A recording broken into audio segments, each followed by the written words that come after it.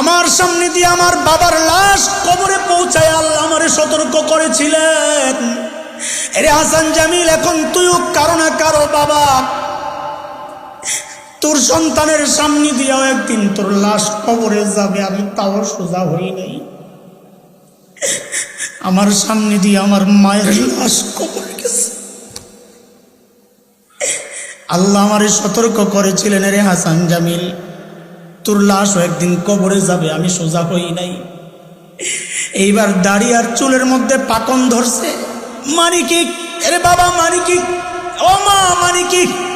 মানি হচ্ছে আল্লাহ বুঝাচ্ছেন, রে আমার বান্দা, তোর কিন্তু পালানোর আর জায়গা নাই। এইবার তোর শরীরের একটা অংশের মৃত্যু শুরু হয়ে গেছে, যে কোনো মুহূর্তে ডাক চলে আসবে। এর যুবক ভাই আমার, বুড়া হওয়ার আগে আগে যৌবনকে কাজে লাগাও, নাইলে আমার মতো চিৎকার করে করে কান্দা কোনো কাজ হবে না। আফসোস লাগে, আফসোস লাগে। আহারে, যৌবনের 32টা বছর পার করেছি। আহারে, প্রত্যেক দিন যদি একবার করে সুবহানাল্লাহ পড়তাম, আমল নামায় কতগুলো সুবহানাল্লাহ জমা হইতো। হায় কি করলাম! আরে প্রত্যেক দিন যদি 2 রাকাত নফল নামাজ পড়তাম, আমল নামায় কতগুলো নামাজ জমা হতো। আয় কি করলাম, আয় কি করলাম, আয় কি করলাম! এরে ভাই, প্রতিটা মুহূর্তকে কাজে লাগাও, কাজে লাগাও। মালিকের টাইম দাও। দুনিয়ার সবাই তোমার টাইম পায়, কিন্তু মালিক টাইম পায় না। ফেসবুককে টাইম দেওয়ার টাইম তোমার হাতে আছে, ইউটিউবকে টাইম দেওয়ার টাইম তোমার হাতে আছে, খেলোয়াড়দেরকে টাইম দেওয়ার টাইম তোমার হাতে আছে, নায়ক নায়িকাকে টাইম দেওয়ার টাইম তোমার হাতে আছে, বন্ধু বান্ধবের সাথে আড্ডা দেওয়ার জন্য টাইম তোমার হাতে আছে।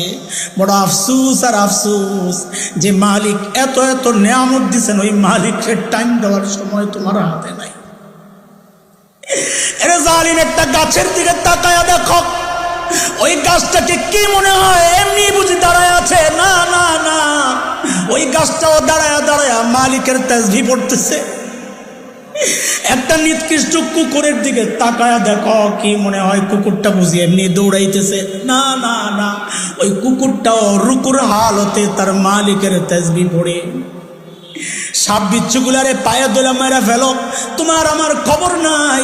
ওই সাপ বিচ্ছুগুলো সাজদার হালতে মালিকের তাসবিহ পড়ে। আরে পড়ি না আমি আর জালেম, তুই আর আমি পড়ি না, দুনিয়ার সবাই তাসবিহ পড়ে। তাই তো আমার আর তোমার বিরুদ্ধে মালিকের অভিযোগ এটা। এরে আমার বান্দা, একটা পাথরের দিকে তাকায় একটু শিক্ষা নে। পাথরকে আমি নবী দেই নাই, পাথরের জন্য কিতাব পাঠাই নাই, পাথরকে ওয়াজ করে আলেমরা বুঝায় নাই।